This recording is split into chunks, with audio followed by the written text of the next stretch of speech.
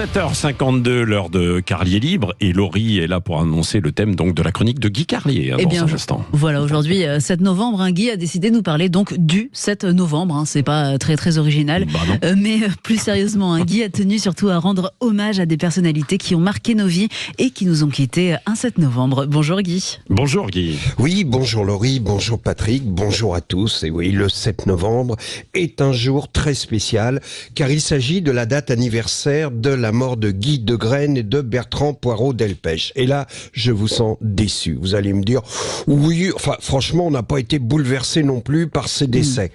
Oui, je voudrais vous y voir.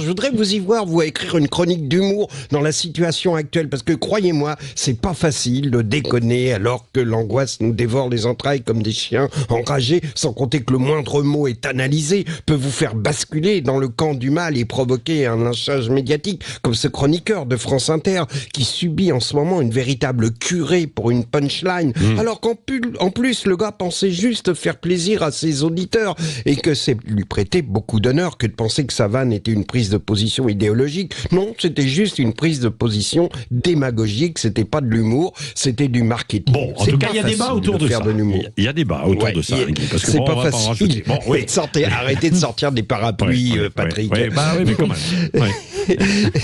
même. Mais c'est pas facile de faire de l'humour en ce moment. Même nos chouchous comme Sandrine Rousseau, qui d'habitude nous fait marrer, devient anxiogène parce qu'on se dit merde, au milieu du chaos généralisé, la France s'exprime à travers Sandrine Rousseau. C'est terrifiant. BHL aussi nous faisait rire, mais lui, déjà en temps ordinaire, à peine tu soulignais sa tartufferie qu'il te taxait antisémitisme. Dans le contexte actuel, c'est plus possible. Non, je voudrais vous y voir. Vas-y, fais-nous rire. Oh, certes, j'ai mes petits trucs, mes petites diversions, comme vos activités de loisirs, Patrick, Roger, mais à la longue, je vous sens lassé. Je vous sens lassé de ces exploits hebdomadaires que je raconte au Body Love du Cap d'Agde. D'autant qu'aux dernières vacances, vous leur avez fait faux bond et vous vous êtes rendu aux États-Unis, n'est-ce pas, Patrick? Oui, c'est vrai. Une petite escapade américaine. Oh, juste un bref séjour à Boston, le temps d'assister à une conférence à Harvard intitulée Fist Fucking Way of Life, la routine quoi. Bon, enfin bref, j'ai bien pensé aussi créer une diversion avec les anecdotes de vie de Laurie, dont je sais, amis auditeurs, que vous êtes friands, car Laurie possède une sorte d'innocence rassurante. Vous aimez sa vie paisible, ses chats, ses rencontres avec des Canadiens crevards qui lui font visiter des expositions gratuites sans intérêt. Pour vous dire la vérité, j'ai bien pensé à ça et j'ai demandé à Laurie de me raconter les anecdotes les plus passionnantes de son dernier week-end.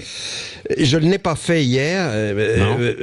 Je vais vous lire ce que Laurie m'a répondu. Vous allez comprendre pourquoi je vous en ai pas parlé hier. Alors, accrochez-vous, c'est du brutal. Laurie est jeune, dynamique, surbookée, toujours en jet lag. C'est une femme Barbara Gould, donc évidemment, ça va à 100 à l'heure. Alors voilà, le dernier texte intégral du SMS de Laurie. C'est authentique, sinon ça ne serait pas drôle. Je cite. Samedi. J'étais tellement fatigué que je me suis endormi à 20h59 et j'ai loupé la Starac. C'est véridique. Je vous ai dit, c'est une femme Barbara Gould. Dimanche. Ici, c'est Mamicha. J'ai fait un peu de dessin. Et je commence à regarder les catalogues des décos de Noël. Exactement. Et Laurie a joint à son message ce dessin dominical sur lequel on voit un chat qui regarde par la fenêtre la neige qui tombe. Bon, je vous ai dit, ça allait à 100 l'heure. J'ai pensé que le rythme du message était trop élevé pour un lundi matin. Voilà pourquoi je vous en ai pas parlé hier.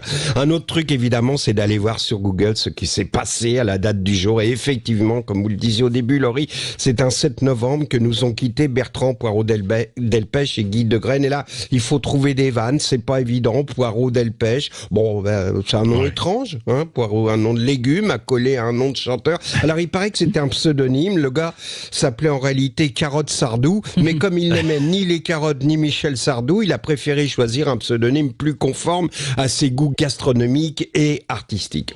Et bon, allez, pour finir cette chronique sur une naissance plutôt que sur un décès, je vous propose d'écouter Charlène Spiteri, la chanteuse du groupe Texas, née, elle, un 7 novembre.